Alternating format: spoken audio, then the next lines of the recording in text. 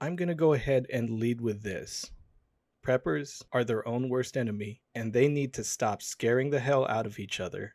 This list scrolling, it's everyone that predicted that the world would end in the corresponding year. And if you want some interesting reading, go ahead and plug them into your favorite search engine. Now, why am I leading with this? It's because I think that whenever we get into this cycle of fear and panic that is prevalent in the prepping community, you start to lose sight of the larger goal. That's why I shared stories about the guy that prepped for his entire life with his wife, and when she passed away and he had some other costs that unfortunately come with advanced age, he had to sell his dream home. It's one thing to prep for a perceived emergency, and trust me, with the modern news cycle, it's going to seem like the world is always ending for one reason or another. I think at this point I've lived through about 30 different events that were supposed to be catastrophic. The coastal cities were supposed to sink into the ocean. The big one was supposed to hit California. Nuclear war was supposed to happen in the 80s. Peak oil was supposed to guarantee that starvation would happen. Global warming, you get it. And lots of you are a lot older than I am. And I want you to comment if this applies. And I want you to be totally honest because we're talking to the new generation. Knowing what you know now, if you take all the money that you spent in preparation that didn't go towards locking in a house or some other long-term investment, would your life be a lot better and easier if you did? Financial health is something that I think is massively overlooked in this community. Sure, I can see how you want to distance yourself from this world, but you can't escape it either. So if we come at it from the practical angle, according to what I know of the prepping community off of the last 20 years, you can see why making predictions of this is going to be the year, this is it, this is the final straw is going to be totally foolish. The reason that things look like they're falling apart is because we're even more connected to the news cycle because of social media, because of modern communication systems. What used to take a week or a month to arrive wherever we live now is updated within minutes of the event happening. We received minute-by-minute accounts of the withdrawal of Afghanistan. Even the news from the Vietnam War could not come that fast. We've already entered a war, and it's based around propaganda and cultural shifts, taking the fight out of the enemy before the fight even happens. Are there problems in the world?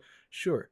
There have always been problems. The biggest thing that people have to remember when it comes to prepping is that survival of the fittest doesn't mean the strongest. Survival of the fittest means the one that's able to adapt to changes within their environment. You need to become media savvy. You need to be able to reach the newer generations. You need to be able to communicate effectively, because if you don't, other people surely will, and the crazies are definitely good at it. Why? Because they keep going at it. Their tactic is a shotgun blast of all the most insane ideas that you could ever think, kind of like throwing crap on a wall and seeing what sticks. The biggest issue that I have with other preppers is that they tend to whip people up into this fear-based notion of consumer-based preparation. You have to buy this piece of equipment, you have to go ahead and get all of this gear that's supposed to save you, and a lot of times this is equipment that hasn't actually been tested out in the field in any meaningful way. So we have this very equipment-centered, very military-focused way of fighting a perceived crap hit the fan situation, and in most cases it's going to be so far from that. What's going to happen is you're going to end up losing the cultural fight. People are going to regard you as crazy and then start pushing you into the margins of society. No one will follow your lead, and you've been relegated to the cultural outskirts. So molding young people, being successful in your life, achieving a level of financial prep is going to be more important, at least in the American continent, than having an arsenal of 40 different guns, none of which you've mastered. There is absolutely a need for firearms. There is absolutely a need for a decent amount of ammo. But thinking that you're going to be holding off the golden horde, that's something that I'll expand on down the road, because I think that kind of discussion really needs to be properly mapped out so that you can follow the thought process behind it and actually have good examples so that you can talk about it between yourselves. And anyone that's leaning heavily into this, the world might end in 1, 2, or 3 years, see if they're selling anything too. I'm not trying to knock a hustle, but to me that's kind of skirting on the predatory level. Do I believe that Americans should have good preps? Of course. Do I believe that every American should be a rifleman at heart?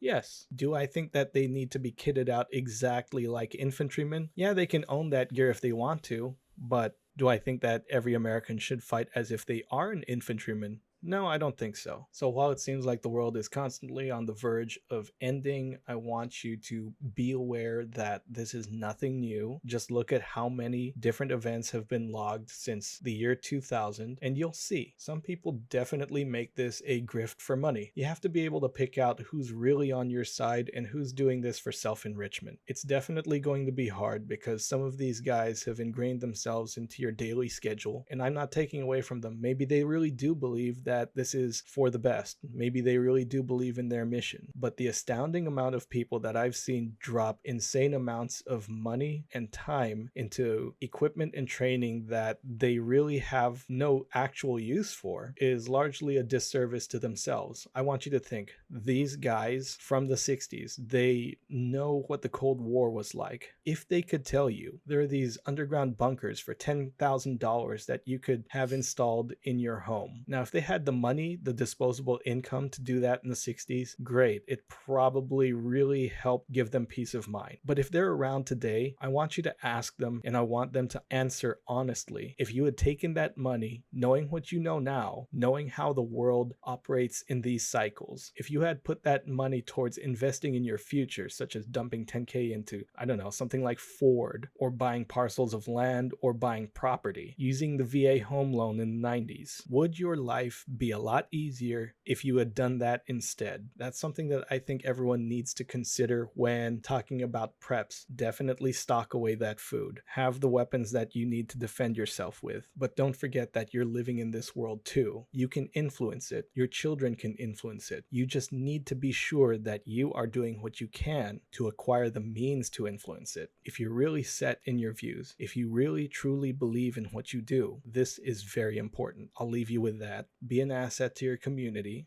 be good, stay safe, and have a good one.